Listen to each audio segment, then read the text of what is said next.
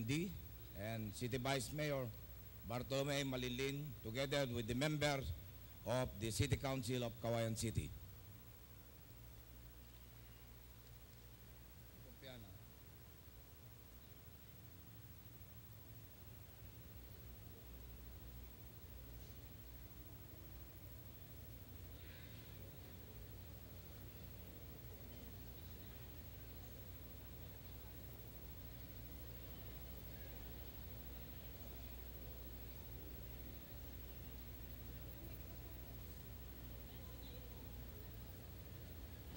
Hawakan na lang. Siyak na lang siya. Pag napatayo ko na sila, mag-call to order ka na. Yan, to, business dito. Kung yan ang pangkota, lisensya na isa ko yan. Nakatugaw ka. Sige tayo. Siyak, tapos siyak. Okay pala. Meron na. Dito, Jeka, basaan. Ganun. Ganun ko lahat.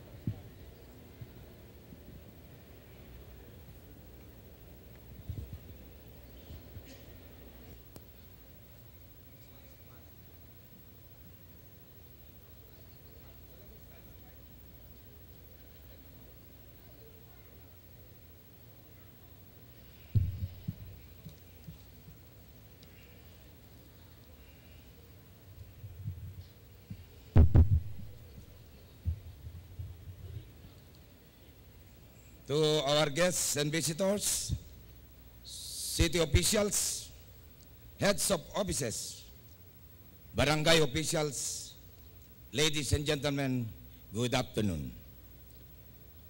We are here this afternoon to witness the local chief executive report or the state of the city address of the Honorable City Mayor Bernard Madrid D., a traditional and yearly activity.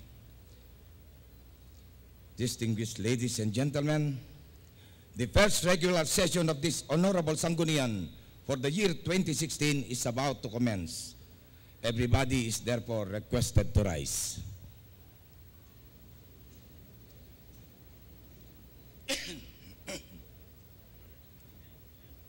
Mike.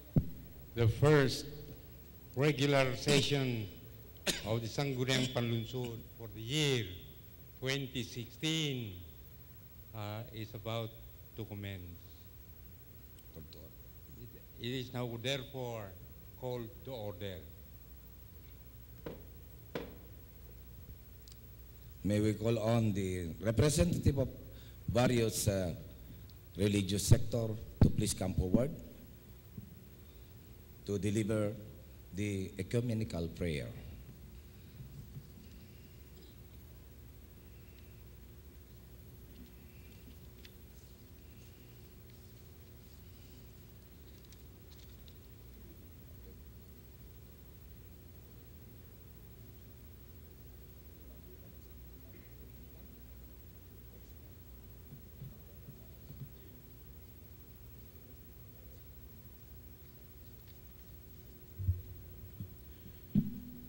Let us place ourselves in the presence of God. In the name of the Father, and of the Son, and of the Holy Spirit. Amen. Almighty and eternal God, since the beginning of time, as manifested in the book of Genesis, you have made man the steward of your creation, and this reminds us all, especially chosen, elected, and committed leaders, that we are all accountable for all the things you have created for the good and welfare of your people, not only during peaceful and blissful times, but especially during trying times in our lives. Lord Jesus, today our City Mayor, Honorable Bernard Madrid D., together with our city councilors and other government officials, will address the beloved people of Kawayan with regard to past, present, or even including the future cultural, political, economic, and moral situation or condition of the city. May our city mayor's address not only be a showcase of great performances and accomplishments, but more of a committed service dedicated to the people of Kawayan City that can truly elevate the people's lives, especially in addressing the plight and needs of the marginalized poor in the midst of the city's great development and progress toward its direction of being the ideal city in the north. For this, Lord, we pray for Honorable Bernard Madrid D., our city mayor, that his administration may be conducted in righteousness and be eminently useful to your people over whom he presides. May he encourage due respect for virtue and religion. May he execute the laws with justice and mercy. May he seek to restrain crime, vice, and immorality. We also pray for the people entrusted to his care and helping him shepherding the people of Kawayan City, especially the members of the City Council and all who are entrusted to guard our political welfare. May they be enabled by your powerful protection to discharge their duties with honesty, sincerity, and commitment. All this we ask in the mighty name of Jesus Christ our Lord. Amen. In the name of the Father, and of the Son, and of the Holy Spirit. Amen. May we call on Imam Linog Calao of the Islam Mosque, Kawayan. First, Assalamualaikum warahmatullahi ta'ala wabarakatuh. Sumatin lahat ang kapayapaan. Ba'da a'udhu billahi minash shaitanir rajim. Bismillahirrahmanirrahim. Alhamdulillah Rabbil alamin. Ar-Rahmanir Rahim. مالك يوم الدين إياك نعبد وإياك نستعين اهدنا الصراط المستقيم صراط الذين أنعمت عليهم غير المغضوب عليهم ولا الضالين آمين ربنا آتنا في الدنيا حسنة وفي الآخرة حسنة وقنا عذاب النار ربنا ظلمنا أنفسنا وإن لم تغفر لنا وترحمنا لنكونن من الخاسرين واتبع بيننا وبينهم بالخيرات رب اغفر لي وأنت خير الراحمين سبحانك رب العزة أما يصفون والسلام على المرسلين الحمد لله رب العالمين مع السلام السلام عليكم ورحمة الله وبركاته. May we call on Reverend Ferdinand E. Tuwasan, Pastor, Metropolitan Bible Baptist Church. Magandang hapon po sa inyong lahat. I just would like to share a short verse that is found in Psalm 33, verse number 12. Blessed is the nation whose God is the Lord, and the people whom he hath chosen for his inheritance. And in Proverbs 33, righteousness exalts a nation, but sin is a reproach to any people. Let's bow our heads, please, and let's go to God. Father in heaven, we thank you and we praise you, dear Heavenly Father, for what you have done for this wonderful and blessed city of Kawayan. Lord, we thank you even for our beloved Mayor, Bernard. We pray that you would just continue to bless him and give him, Lord God, the wisdom and the knowledge as he continues to lead this beloved city. Lord, thank you even for the people of Kawayan who have been very, very supportive, O Lord God, to the leadership of our Mayor. I pray that you would just continue to bless even his family, the D family, O Lord God, especially. We pray, dear God, that you would just continue to protect them and bless them and give them, Lord God, the wisdom and the knowledge, Lord, as they continue to lead Kawayan City.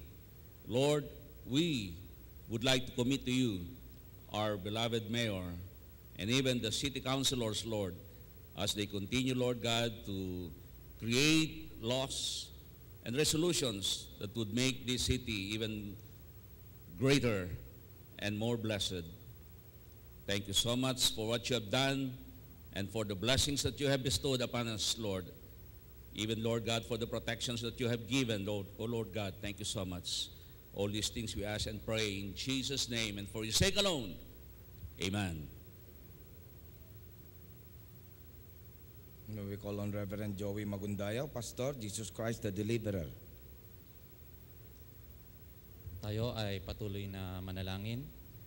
Heavenly Father, we thank you sa lahat ng ginagawa mo sa aming syudad.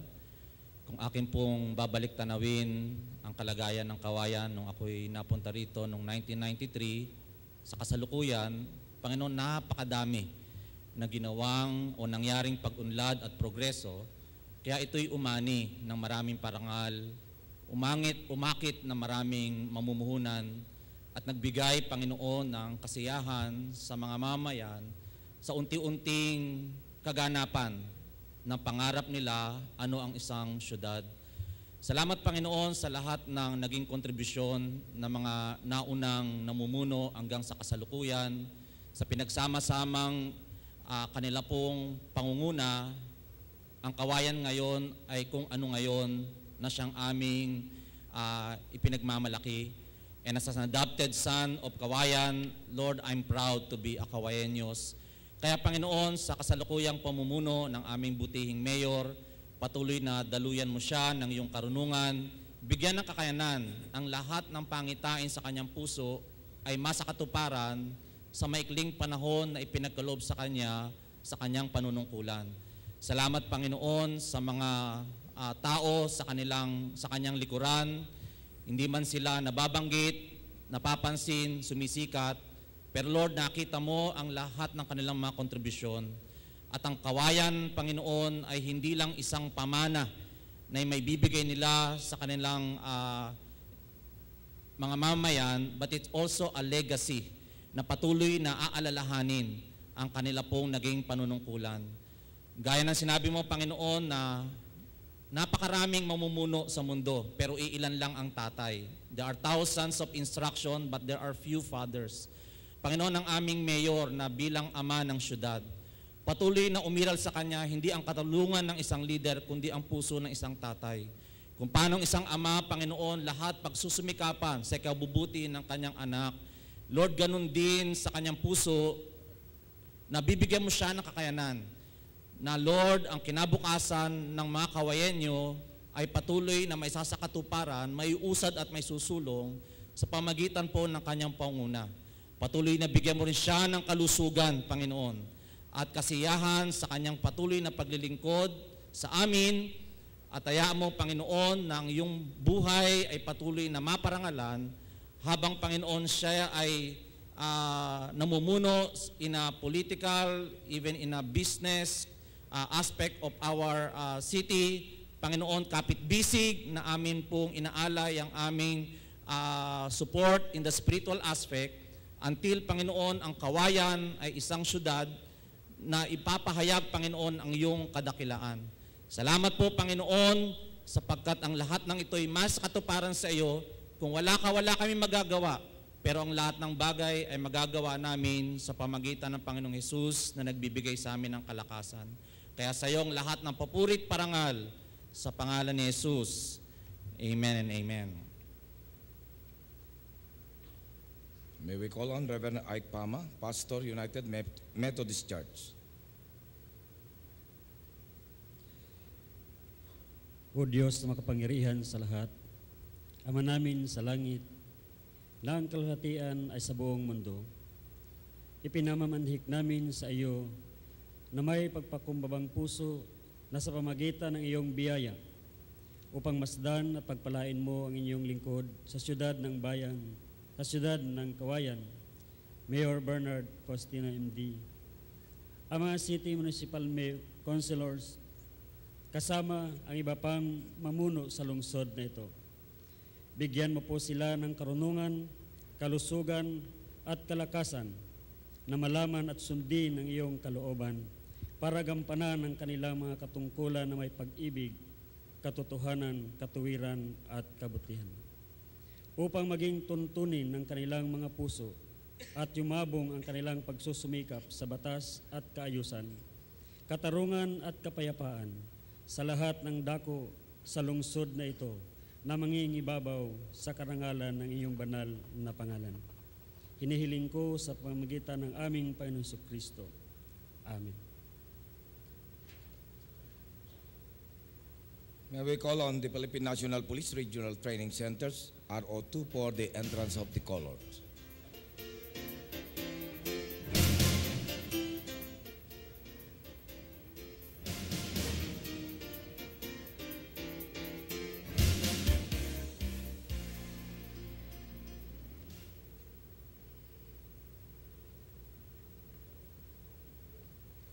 And also, may we call on the Kawayan City National High School to render and sing the national anthem, Sabelo Hymn and Kawayan Hymn.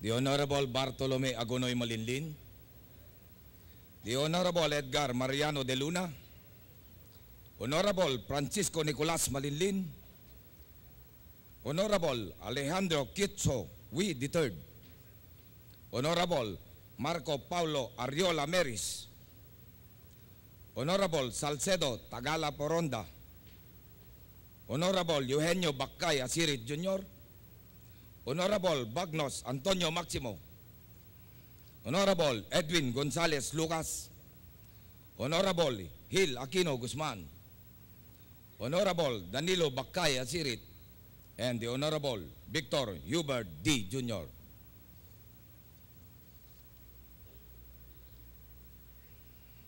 Mr. Presiding Officer, with all the members of the August body present for today's first regular session for the year 2016, I hereby certify the existence of a legislative quorum.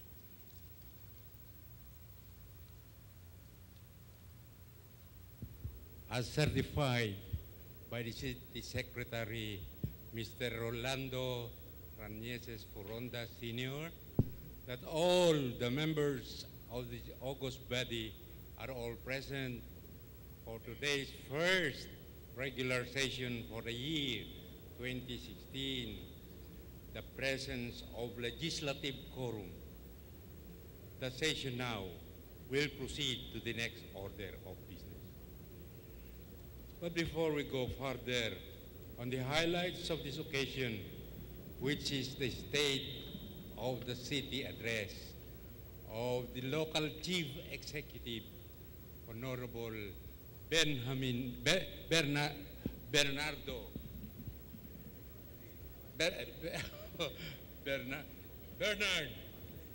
Faustino Lamadridi,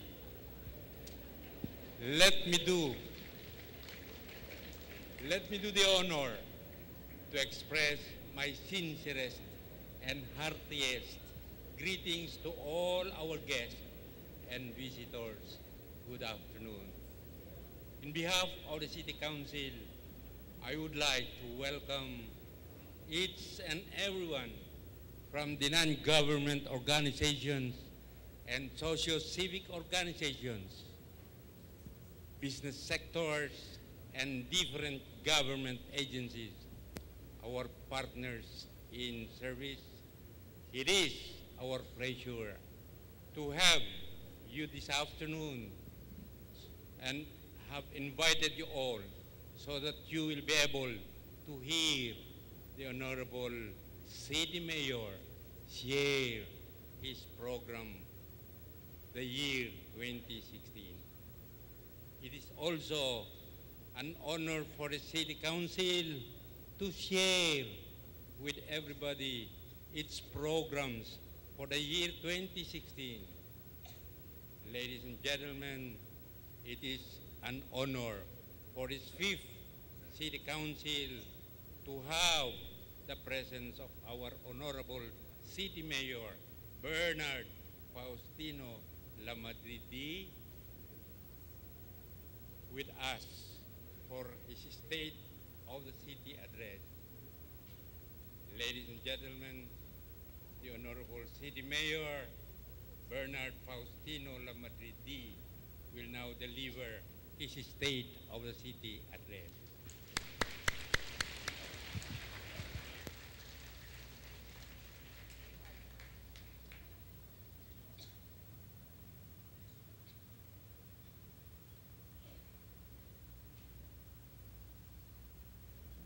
To the distinguished members of this august body, city councilors, headed by no less than the very energetic Vice Mayor Bartolome Malinlin,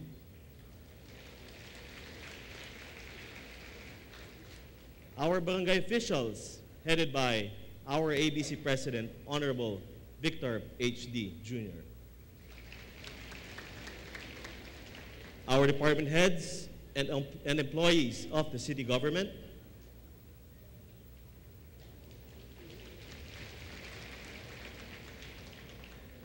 Councilor Evelyn Diaz from the city of Ilagan, our friends from the academe, partners from the business sector and religious sector, friends from the different line agencies, and of course, my family, no less than my mother, Dr. Cecilia Lamaderdi, and my one and only better half, Miss Cinderella Mertz, with our lovely sleeping Brandon Faustino Mertz D. Guests, visitors, magandang araw po sa ating lahat. Before I proceed, allow me first to thank Reverend Father John Bartolome, Imam Linog Calao, Brother Bernard Gonzalez, Reverend Ferdinand Tuazon, Reverend Joey Magundayao, and Reverend Ike Pama for a wonderful introduction and a wonderful opening prayer. Maraming salamat po. 2015 marks the 275th founding anniversary of Cauayan City. It was a whole year celebration highlighting the beginnings of Cauayan from a small town in 1740 and its evolution to a progressive and vibrant city in the course of time until the present. 2015 was a journey that gave us the best of both worlds, tracing back the city's historical grandeur on one hand, while pursuing towards a technologically advanced, innovative, and smarter, intelligent city of Cauayan. Cauayan City has been recognized as the first smarter city in the entire country. By smarter city, by definition, smarter city means local government units that use the technology to advance and promote to provide better and more efficient services to our constituents. And allow me to acknowledge and give thanks, sincerest appreciation to our leaders from the Isabela State University, headed by the former Executive Director, Dr. Ricmar Aquino, and now current Executive Director, Dr. Priscilla De Lima. And of course, through the help of our Department of Science and Technology, Regional Director, Engineer Sancho Maborang, and no less than the Secretary of the Department of Science and Technology, the Secretary Mario Montero, for making all of this possible. Let's give them a round of applause. We were also included among the country's science ambassadors. And Cauayan City was showcased as a smarter city in the first Internet of Things Smarter Cities Convention held in Singapore, as well as the Future Cities Summit in Malaysia. At dito po natin ipinakita ang ginagawa natin sa ating lungsod para maipakilala sa buong mundo. We are the first country to have a free public Wi-Fi in all our 65 barangays. At tayo po ay nagpapasalamat sa napakagandang partnership ng local government ng ating lungsod, Cauayan, at ng Globe Telecom. We've installed LED screens as an innovative tool for better information dissemination. And we hosted the recently concluded first IT BPM, or Business Process Management Roadshow in the region, and created the first Information Communications Technology Council to assess the viability of Cauayan City to host and be the hub